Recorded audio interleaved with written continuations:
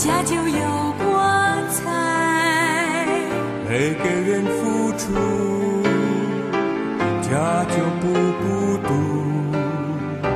每个人珍惜，家就有天命。每个人宽恕，家就有幸福。让爱天天住你家，让爱天天住我家。不分日夜秋冬春夏，全心全意爱我们的家。让爱天天住你家。愿你平安。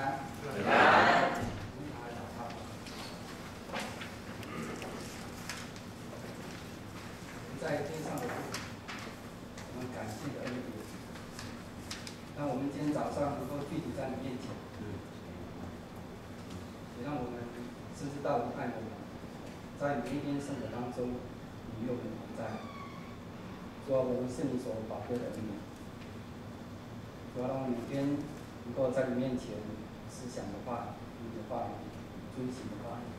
今天早上来到你面前，我们要献上感谢。亲爱的圣灵，求你让我们明白真道，透过你的仆人在这当中传讲，愿你显你的心意，在使徒传当中的记载，圣灵的工作，特别在宣教方面，主啊，让我们能够明白宣教是你的心意，也是教会的使命。但是世代知道还有许多的未得之民，主啊，你帮助我们能够关心他们，能够在你的期待的道路当中，遵循的指令，把福音传给万民，把福音传到地极，做你的见证。谢谢你听我们的祷告，奉主耶稣基督圣名。阿门。感谢主的恩典，让我们今天早上能够来到他的圣殿一同敬拜。今天早上我们要看的题目是宣教的教会。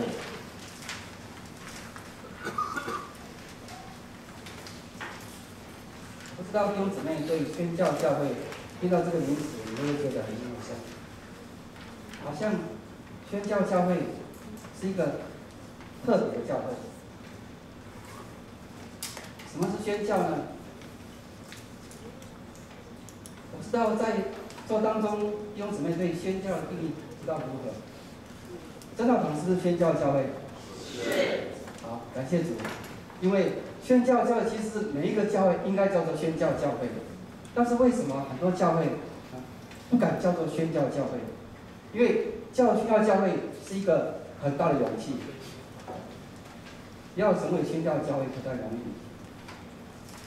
我们会这么久，在教会当中推动宣教，觉得非常难的。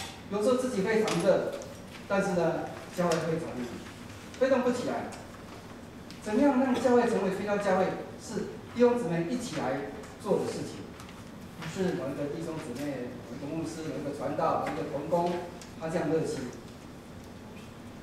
在我还没有去参加海外短宣队之前，我对宣教，我以为什么叫宣教？教会不是都在宣教吗？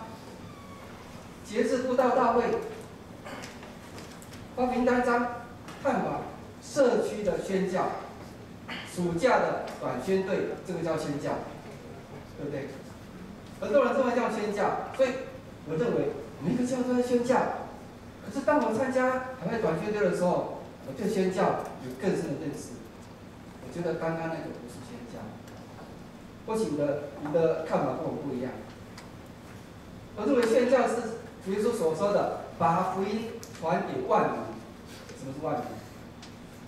现在还有未得之民吗？有。在哪里？台湾有吗？是全球是。可是当你没有走出去国外的时候，你不知道哪里有未得之民。当你走出去的时候，你就知道原来有未得之民。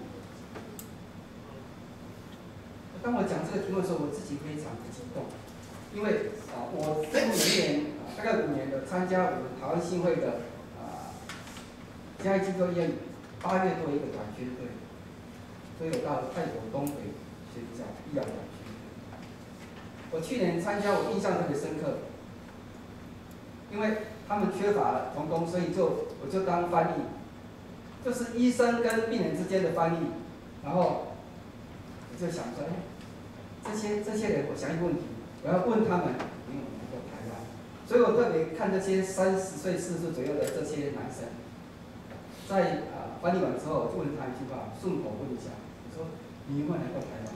他说有啊，我很惊讶，几乎90%以上的男生都有来过台湾。那是几年前，大概10几年前，那个时候台湾的这个工价比较高，那时候大概有好几万，4万、5万，现在大概2、3万而已。那个时候很多人来台湾，因为台湾的这个工价高。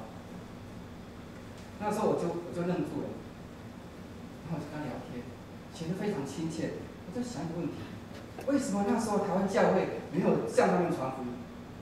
那么多人来到台湾，这些人我才认识他们是未得之民。我回来台湾之后，我自己非常激动，我抓住了机会，只要有泰国人来，我就向他传福音，这是给我很大的动力。原来他们是未得之民，他们曾经来过台湾，包括村长来过，那个村长他说他来过，大概40几岁。你看这么多男生来过台湾打工，可是他们对教会很陌生，因为没有人传福音给他们。这个叫未得之民。所以我现在对泰劳的福音工作我非常积极，只要一个不认识的来，我就希望把福音传给他。怎么样传给他？不容易的。要从一个宣教教会，其实刚刚讲到是一个很大的勇气。为什么？因为当你谈到宣教，你要什么？你教会要有预算，像正道堂、牧育堂有叫做出手的国资，正道堂好像今年80万，牧育堂是100万。这个对教会来讲是占了很大的比例。一个宣教教会必须有宣教基金，那么这些宣教机构在哪里？在教会当中，这是值得讨论的，也是很多同工在争议的。我们到底要给多少？我们到底要给哪些单位？哪些单位给了多少才够？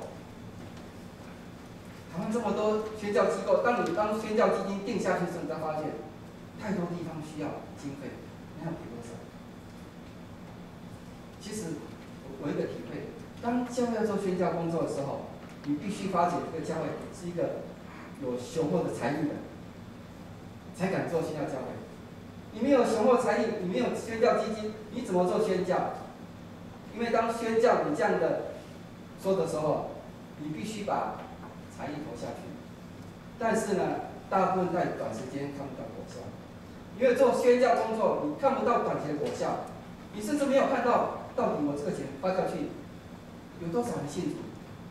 我们常会评估说，我这个钱发下去，希望有人信主，可是你看不到果效，好像种子撒下去，哪一天才成长，你不知道。但是撒种必须要的，所以当一个教会做宣教教会的时候，他是在撒种，这个勇气非常重要，就是把福音传给万民，未得之民。这是我在台湾宣教之后，我体会到这个意思。宣教原来是遵从耶稣的大使命。有人说宣教是教会事工的一项，对不对？很多教区都这样，台湾教会宣教事工只是它的一项，甚至没有宣教事工。传福音必须要，但是宣教事工没有，因为谈到宣教很多争论，教会没有经费，教会做这个事工怎么知道它的果效在哪里？所以宣教教会谈到宣教教会的时候，是一个很沉重的题目。台湾教会普遍教会不叫宣教教会，因为宣教这个字有更多的一个含义在当中。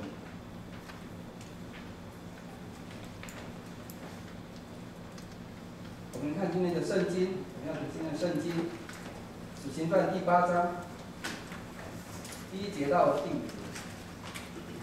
翻到或者我们站立为了表示对上帝话语的尊重，站立使行传第8章1节到第5节。另外一个地方是在11章19到26节。第8章1节第5节，我来读弟兄姊妹来听。使行传第8章1节。从这日起，耶路撒冷的教会大遭逼迫，除了使徒以外，门徒都分散在犹太和撒玛利亚各处。有虔诚的人把司提反埋葬了，为他捶胸大哭。扫罗却残害教会，进个人的家，拉着男女下在监里。那些分散的人往各处去传道。腓力下撒玛利亚城去，宣讲基督。再出经文在《使徒传》第11章19到26节，《使徒传》11章19到26节。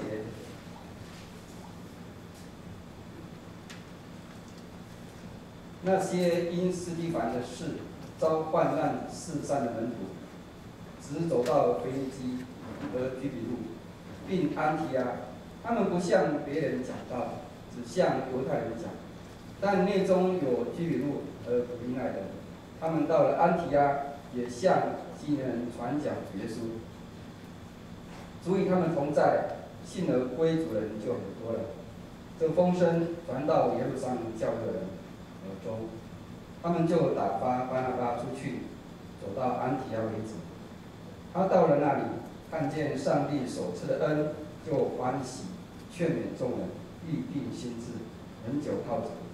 这巴拿巴原是个好人，被圣灵充满，大有信心，于是有许多人归服了主。他们又往大树去找扫罗，找着了就带他到安提阿去。他们只有1年的功夫，和教会一同聚集，教训了许多人。门徒称为基督徒，是从安提阿起手。弟兄姊妹请坐。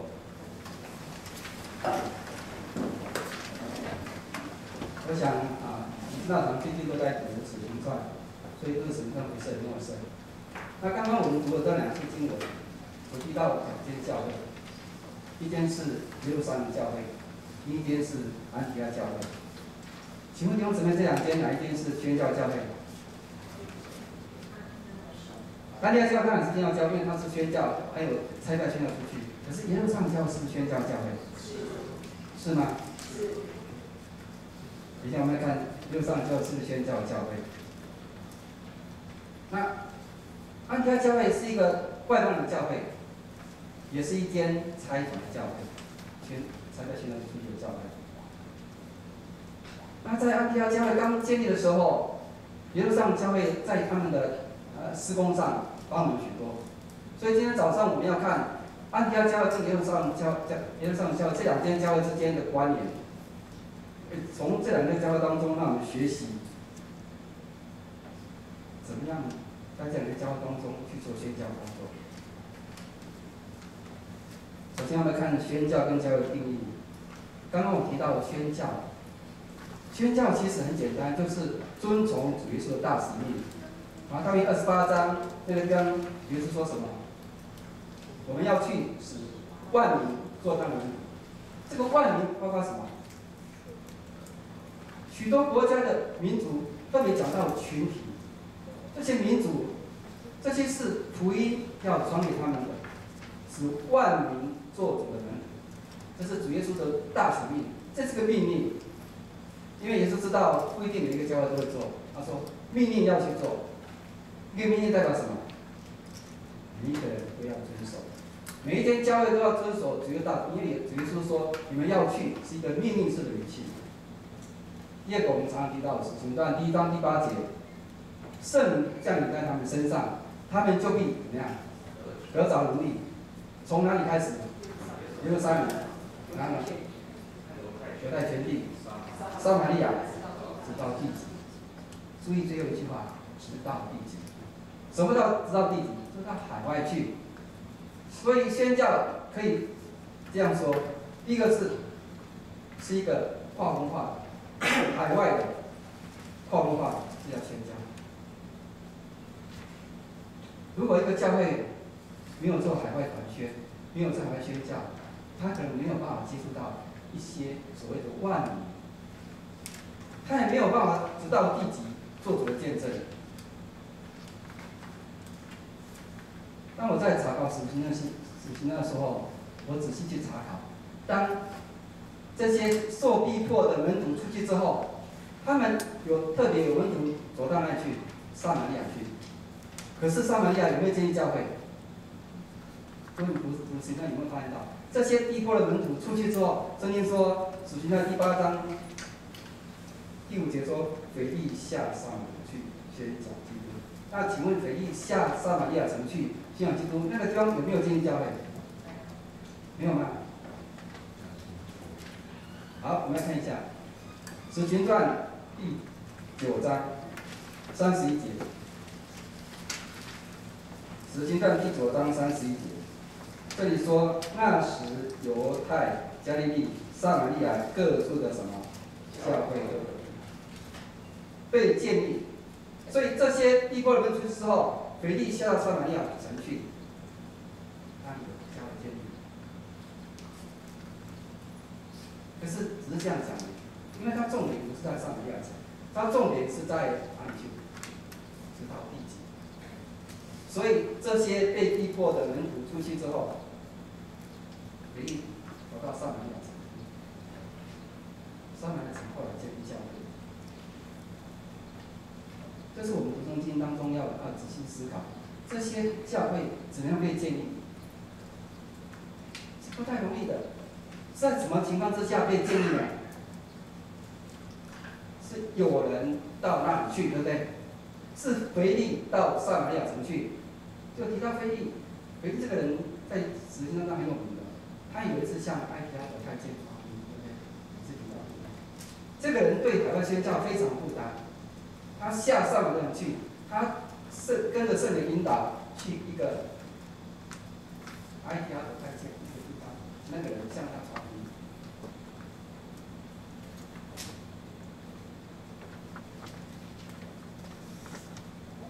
宣教我刚提到，在做宣教工作，其实你看不到果效。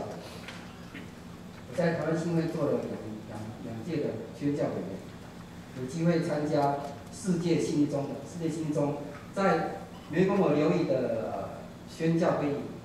什么叫湄公河流域？就是5个国家，哪5个国家？辽国、缅甸、泰国、柬埔寨、越南。我们世界信义中在这5个国家叫做湄公河流域当中有做宣教的工作。我去参加那个会议2次，我觉得让我非常失望，因为做的果效不是很好。那怎么说不是很好？因为他们就在这5个国家推动宣教，到底做什么？我们台湾新会他也邀请我们加入，可是我觉得好像我们不能做什么。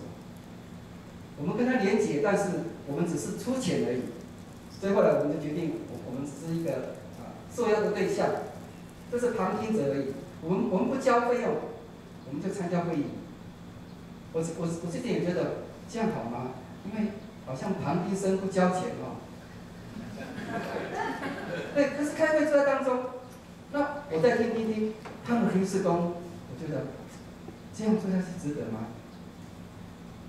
他们在这个国家中，有些是共产国家，他们做什么？做社会福利工作、救济的工作。那福音的比例非常低的，他们甚至为越南这些国家乡村的孩子装了这个自来水，要花很多钱嘛，改成自来水、卫生，还有跟许多的国家的神学院合作，派师资去，给很多钱，救助都是救助。可是福音要进去非常难，宣教这些钱投了很多，但是好像没有听他们讲到果效，只是讲他们听到很多人的工作。我要听到有多少人信主，没有听到，这个叫宣教。所以呢，宣教就是你的财力要雄厚，把钱投进去，拆钱出去，不是拆钱出去，然后看不到果效，这叫宣教。你同意吗？宣教就是这样子。你看那些宣教士，有时候去被交换到国外，然后3年只能回国述职。我就问他说：“你在那边带领几人信主？”没有。然后教会述职要报告，你没有带半个人信主，你在那边做什么？你3年做什么？他说：“第1年、第2年我学语言啊。”适应他们的文化，第3年要开始作为。因为宣教士是这样培养的，可是宣教士投入多少金钱？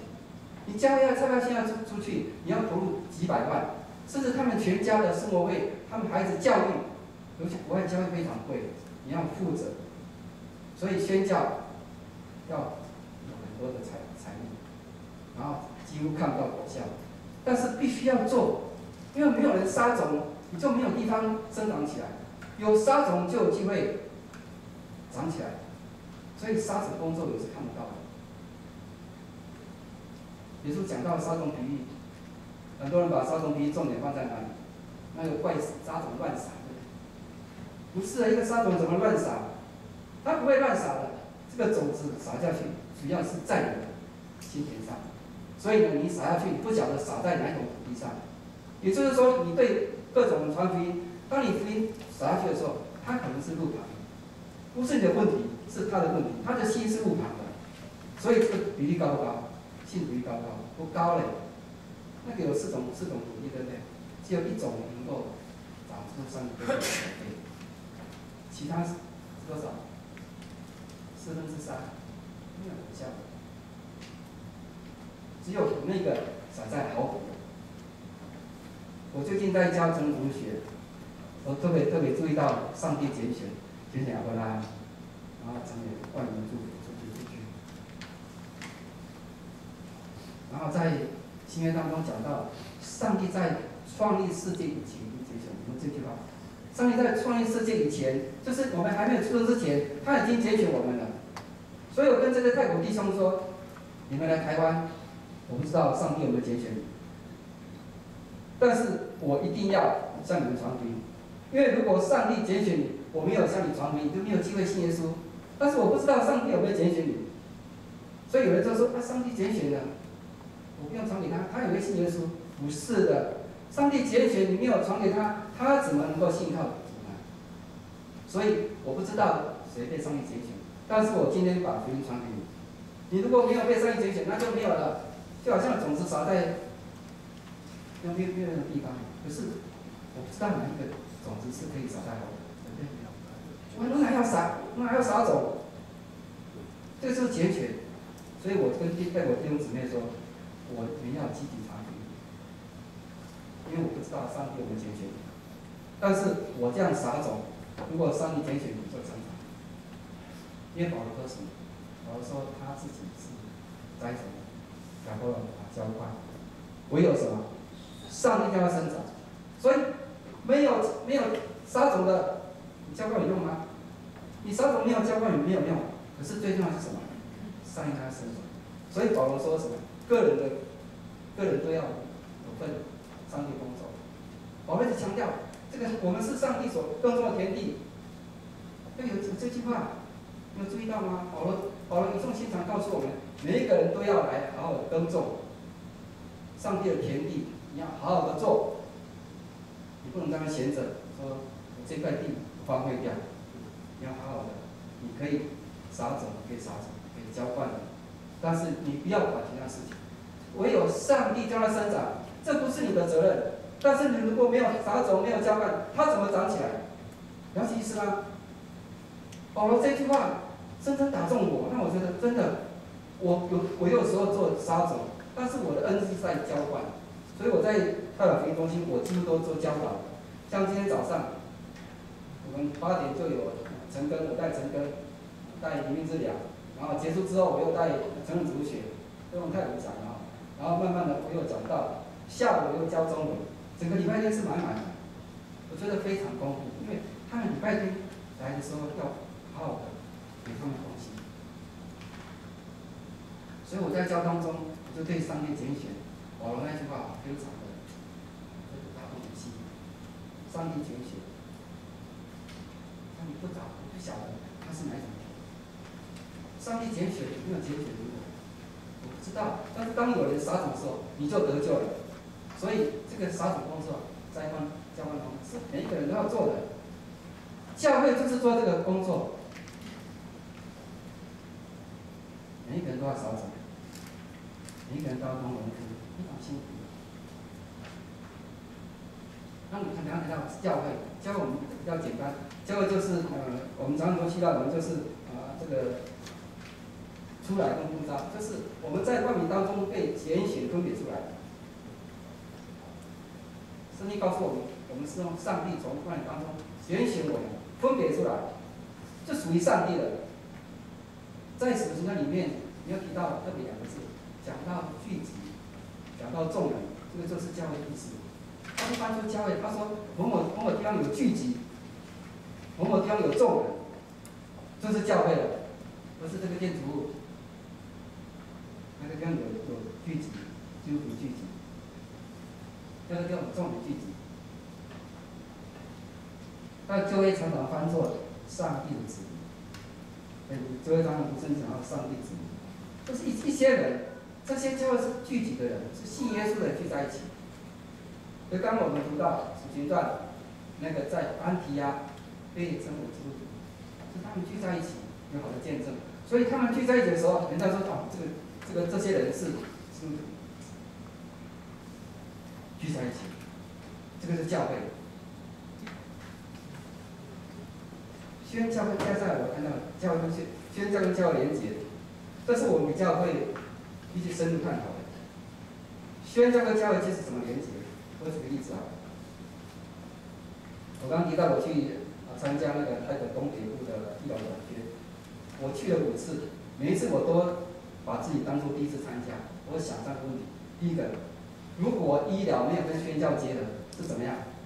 只是义诊，对不对？只是义诊而已嘛。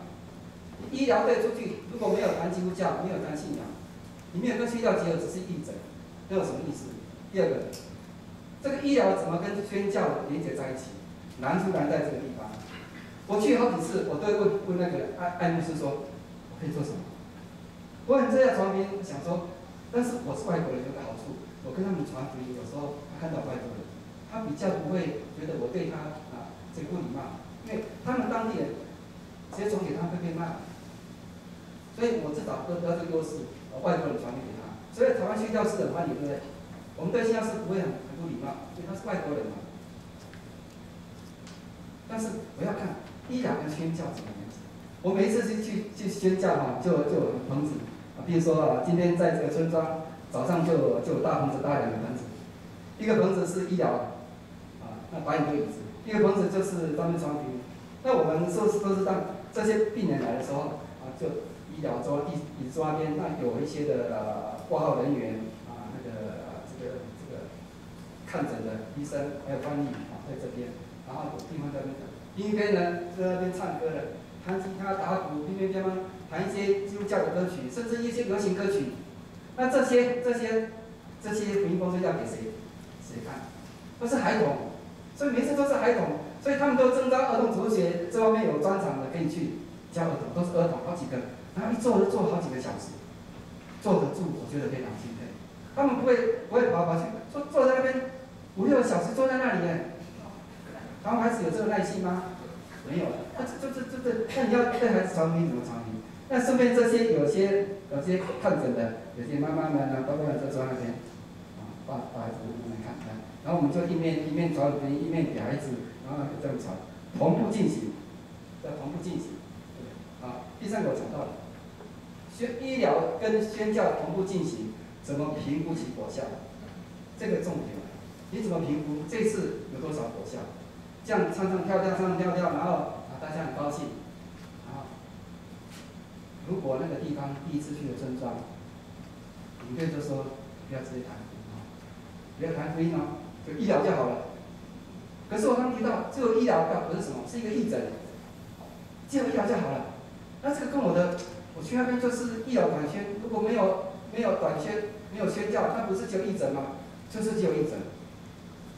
第一次去那边建立关系，就是给他们印象。台湾的医生很有名的，你知道台湾的药在台湾药在泰国非常有名。那台湾人出去泰国都是买泰国的药。中药膏有一种对不对？有3年、4年、7年那台湾人就去买那个，那泰国人很喜欢我们台湾的这个山东药膏，很奇怪，所以他们觉得很有效。我觉得他们很不明我们台湾的药膏，其实这个药膏是很便宜。我们到泰国去观光就买那个3、4、5那种药膏，酸痛药膏的，是这样的。他们不用那个，他们很喜欢台湾的药膏，他们就这种关系，这个叫什么？建立关系，不谈福音。建立关系谈福音是不是叫做医疗短缺？就一诊而已嘛。所以我刚刚讲到，如果医疗没有跟短宣在一起，只是一诊。第二个同步进行，对不对？同步进行，你看看多热闹。然后这个村庄可能就是1天就走了。那你知道我要做什么？我就想办法去找那些小男生，我大概我小的，我就跟他传频，问他跟他聊天，然后顺便讲到耶稣，便当给他。你知道我怎么讲吗？我就教跟我一起读。然后他听到我的口音，他就很惊讶。我说我们俩一起读一读，然后读完之后，就跟他一起。你长大之后做什么？你在这里有什么希望？有什么希望？你想不想当医生啊？哦，他说要，对不对？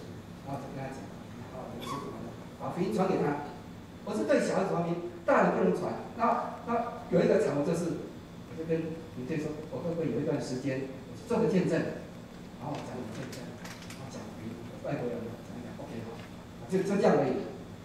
可是我不知道效果好不好，但是我必须做，我必须。传福音，对不对？同步当中我也上去了，只要能够唱歌的，我也跟他们唱当地歌。他们弹吉他，我也跟他们唱歌，唱跳，然后想办法传福音。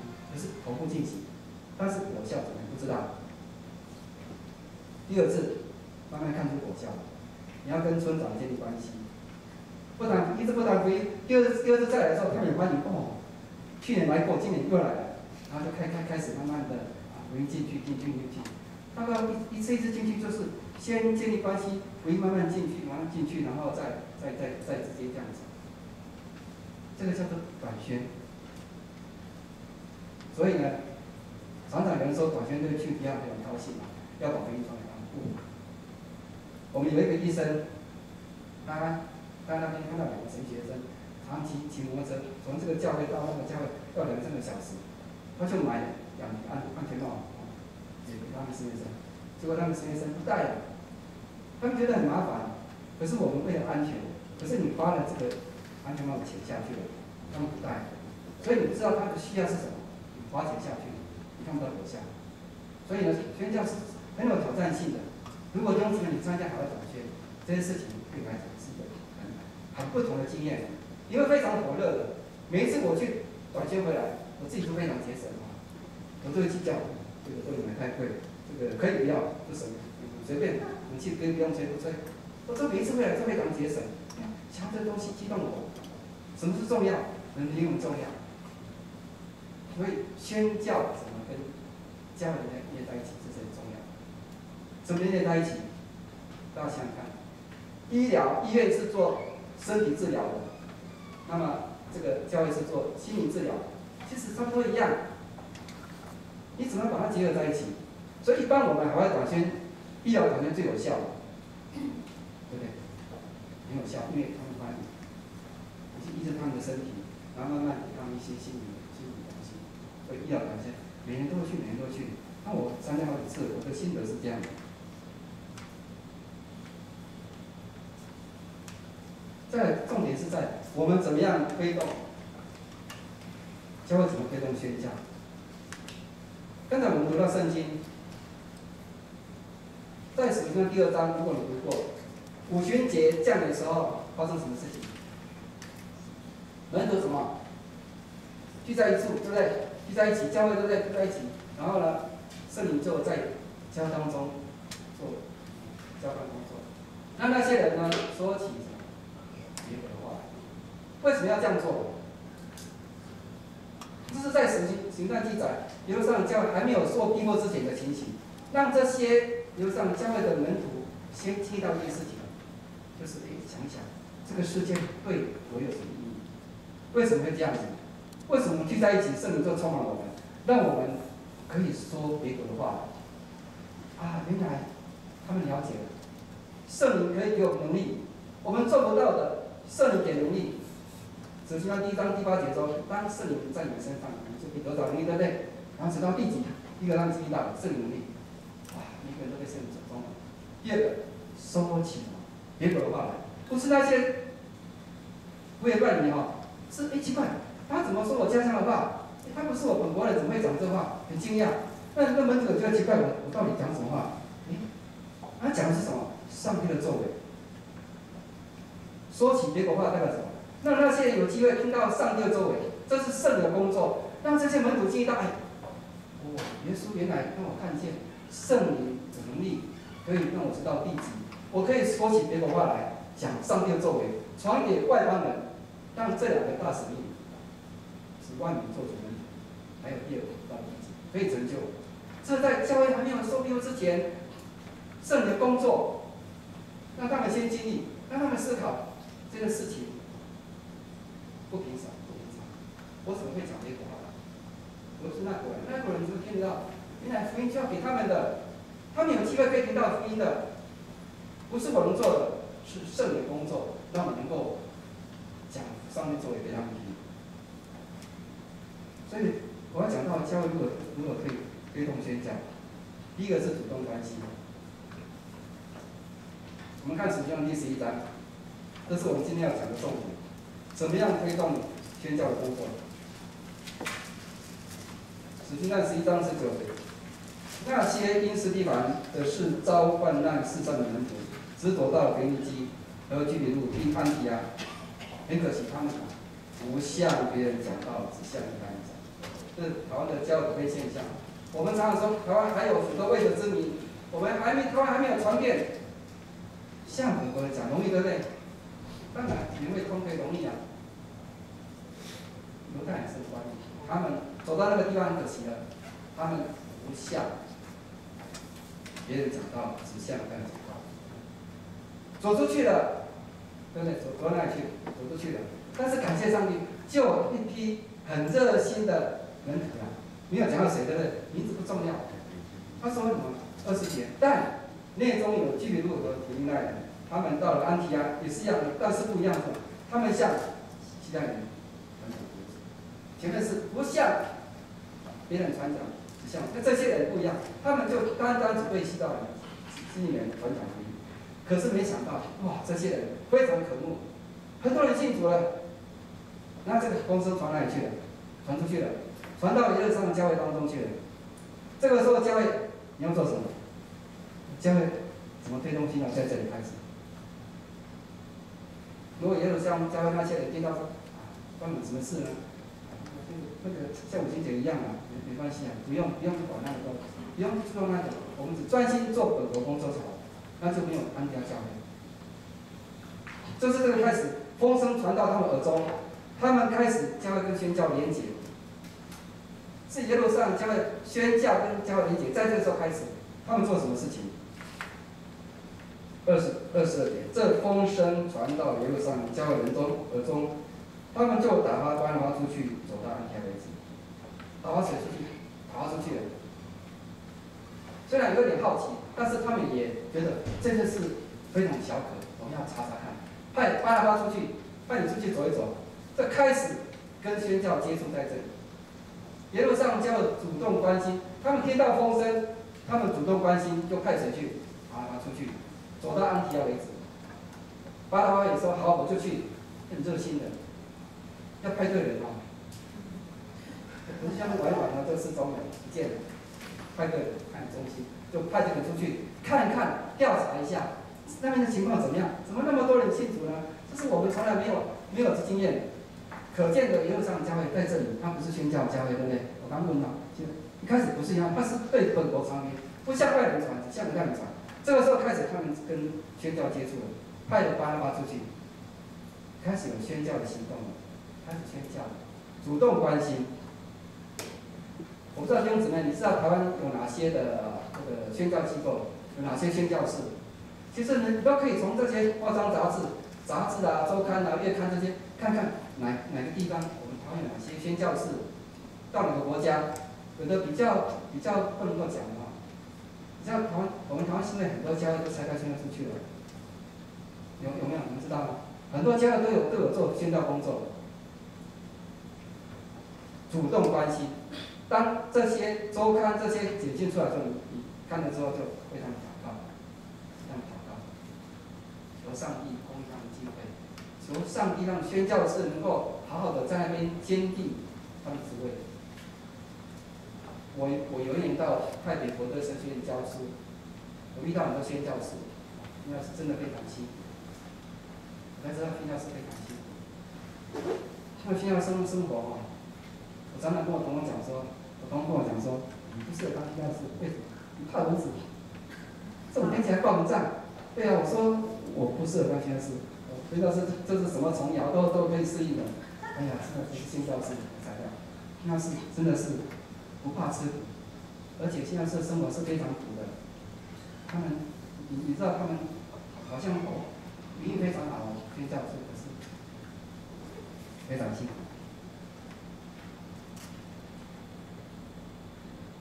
其实我们太平中心，我们常常希望我们台湾教会能够成为我们的同工，你知道意思吗？就是我们的本地同工成为我们的同工，因为可以帮忙很多事情。就像圣经刚刚提到那个谁，保罗对不对？保罗是犹太人嘛，对不对？他跑去当安提阿教会同工，对不对？是不是？他后来被差派，保罗犹太人怎么跑去安提阿教会当同工？了解意思吗？这个非常重要。我们本国人可以去这些宣教地方当他们的同工，帮忙他们，他们很需要。从我角度来讲，非常需要。我们很多需要的，你帮忙开车，帮忙教电脑，帮忙教中文，一大堆的教吉他，你都会有。我们需要这种同工，因为这个不需要语言的，你就教哆来咪都教，电脑这样几个名字记进去，还有接送同工开车，对不对？这个都没有问题的。我们需要他们的同工。大家以为宣教那是外国人，我又不是外国人，我不会讲外国语。可是从我角度来讲，我们需要他们同工，就像安提阿教会需要保罗，需要巴拿巴，这些都是犹太人啊。你们看到这一点吗？安提阿教会竟然有本国的这些犹太人的同工被差派出去，所以宣教没有主动关系，不是说啊那是国外，那是外国人，忘了是有我可以投入这个机构这个教会当中来帮忙主动关系。第二个，差派宣教士。我们台湾新会有好几间教会哈，你知道他差派宣教出去了。那这个教我说他比较有才艺，对不对？才艺雄厚，才有办法宣教宣教是才出去。那我们台湾新会，因为我做2届宣教委，我做台湾新会这个办法，台湾新会有海外宣教补助办法，你们用过这办法吗？海外宣教补助有办法的，弟兄姊妹，如果教会要组一个团，暑假去海外短宣，有这个规定，你可以批印到这个电脑里面。台湾新有海外短宣补助办法，传道牧师同工补助80%呢。然后信徒呢，要分，如果是学生、高中生可以补助好像40还30%，然后社会青年10%有补助。那这个还有第二个就是海外，还有一个是长期宣教士制的办法，这是一个长期宣教士。教会怎么支持长期宣教士有一个办法？教会要付生活费50%，总会50%，看要进入款这样。所以教会有责任。这讲到钱，对不对？你差派人出去，你要差遣出去啊！你不是我这个人出去了，钱不给你，总会相对的，你补助50%，总会的补助50%。他们的生活费，他每一个地区不同。那这些办法的宗旨我读一下啊。海外短宣补助办法，它的宗旨是什么？是鼓励台湾新会的地方堂会以及教牧人员参与海外短宣事工海外宣教事工上，向已经有经验的机构宣教士学习。我们是学习，先行投入人力进行培训教导与福音工作，希望未来有机会可以在这些宣教的地区建立教会。这个就非常重要，建立教会。嘉基在这几年当中，完全对在当地建立教会，那个教会不容易耶。那个是来台湾打工的泰国人，然后是一个佛徒做的，然后在台湾信徒去回去泰国读神学院，在当地建立教会。你知道泰国东北不像我们想象的泰国北部那个米斯人啊，泰国东北真的是贫穷。他们除了什么稻米玉米之外，没有什么，没有水都没有工作了。所以他们没有办法来台湾打工，就都从泰国东北部来的这些人来打工。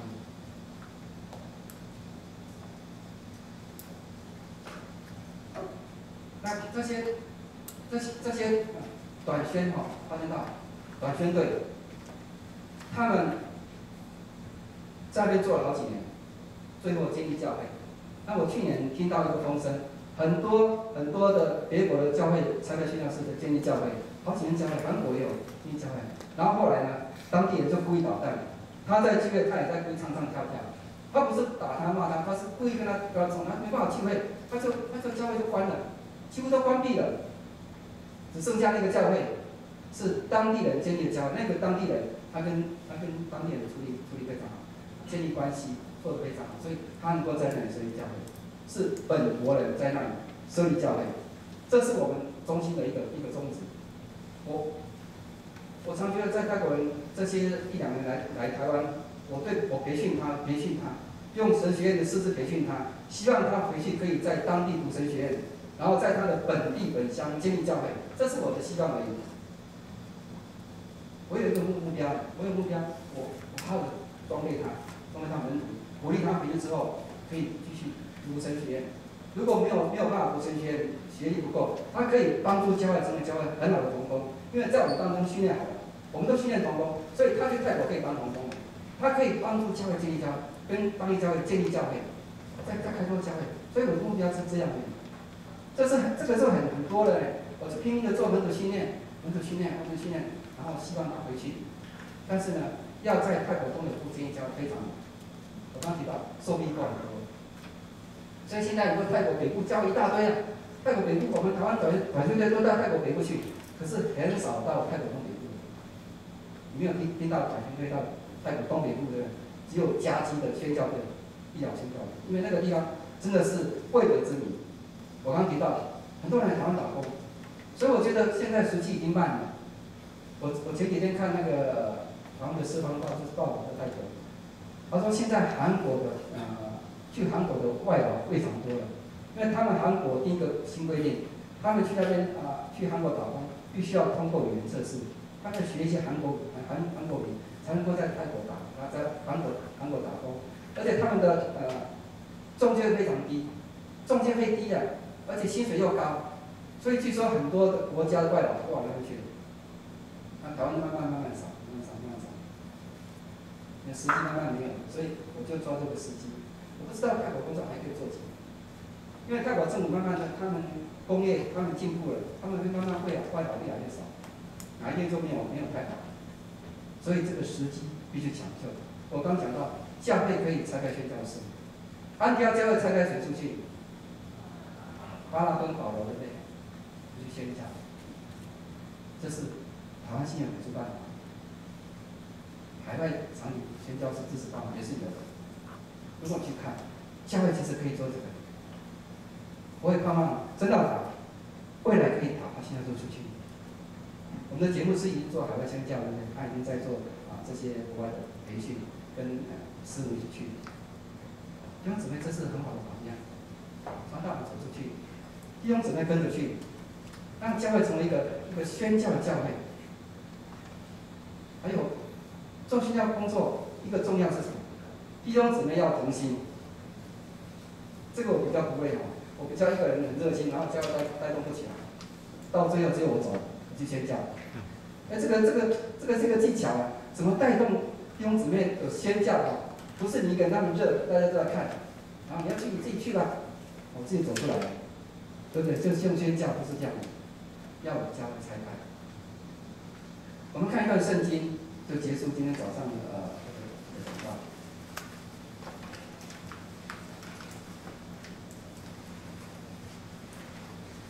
在腓立比书第1章，就我们打开腓立比书第1章第5节，这是教会推动宣教重要关键点。你要教会成功，可以做宣教，这个是非常重要的。第5节这样说，腓立比书第1章第5节，因为从头一天直到如今，你们是什么？同心合一的希望福音。什么叫同心合一希望福音？不太了解。后来我看泰文版圣经，翻得很好。他说什么？每一个人有份于福音我就知道福音怎么兴旺。你不是参加那里没事，教会复兴他的事情，不关我的事。牧师事情、长老事情、执事事情，不是我的事情。教会复兴跟我什么关系？同心合意，希望福音。意思就是说，每一个人都要积极的投入福音的工作。特别在宣教工作当中，每一个人都是要成为福音的勇士。真道堂呢多少人？几百人，对不对？不是几十人，几百人力量很大。我们每一个人都投入福音工作，主动的参与。我相信真道堂不久就可以真的开到现在出去。你也预备自己，可能就是你。你不要说我什么都不会，圣灵看到给你能力，对不对？圣灵给你能力，你就可以到地级；圣灵给你能力，你就可以想办法学外国话，学得很流利。我是一个外国人，对外国人也是外国人，我常常把自己当宣教士。因为什么？我把自己当宣教士之后，我就可以很热心，因为我在做宣教。当我把自己当牧师啊，我就比较偷懒，你知道吗？牧师反正就是牧师嘛哈，有时候，可是宣教士不是这样，我把自己当宣教士，我要宣教了。我哪可以这样的？对，我是宣教士，我要吃苦，我要怎么？我要宣讲福音，我要做宣教工作，所以常常去国外，看看哪些有贵的之旅，我都有这个责任，在上帝的田地当中，做一个好的农夫，撒种、浇灌，上帝将要生长。我们一同祷告。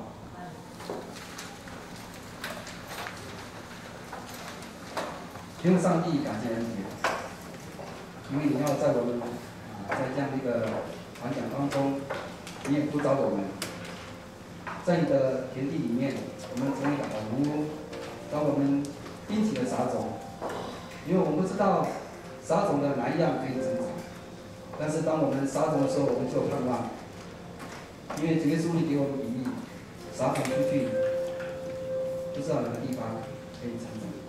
但是我们尽力的撒种，有人有恩赐可以做浇灌的，我们就浇灌。但是我们知道是你叫它生长。主啊，帮助我们能够真道堂同心合一，希望每一个人都有宣教工作当中都有份于宣教工作。主啊，谢谢你让真道堂成为宣教教会，让真道堂蒙你赐福。因为这些年间，不仅是看到教会的增长，也看到许多的福音和田慢慢被建造起来。主你赐福在座的每一位，你呼召我们成为哪个同工？我们是与神同工的。主啊，谢谢你，谢谢你。在这件当中，真道堂推行了许多的宣教，还有暑假的宣教，还有冬至的短宣，求你赐福在当中，让我们每一次的学习更调我们的心，让我们把福音能够传给万民，把福音借着自己能力传到地极。主啊，这是你给教会的大使命，不是教会的一项事工。主啊，或许我们对宣教我们了解不多，但是今天我们知道宣教是要走出去，使万民成为门徒，是可以到地极，让许多人能够听到你的见证。就像耶路撒冷教会跟安提阿教会之间的关系，耶路撒冷教会主动关心，他们突破了主的眼光，他们走到远处，当中有门徒，他们愿意向当地人传福音。主啊，我们看到福音的果效。主啊，谢谢你。耶路撒冷教会也跟宣教连结在一起，他们差派把他发出去，做到安提阿为止。谢谢你，安提阿教会被建立，这两间教会之间的关系是非常重要的。主啊，让我们学习到宣教必须要一个合作的团体，在这宣教的和平当中，没有人能够孤独的。我们在神的和平上一同来努力，一同来为神的事工来遵行的大使命。求你赐福真道堂在这样的宣教事工上蒙你赐福。我们盼望真道堂未来也成为一个差派的教会，能够把好的人、好的同工差遣出去，来建立教会。所以我们知道台湾许多的有些外国人、外配外劳，他们需要福音，这些都是未得之女。求你帮助我们，说我们能够做的，因为圣灵在我们身上，我们就必得到能力。因为赐福真道堂在这几年的宣教工作，以及即将要去东市的宣教短宣，都有个同在赐福。祷告感谢，奉耶稣基督圣名，阿门。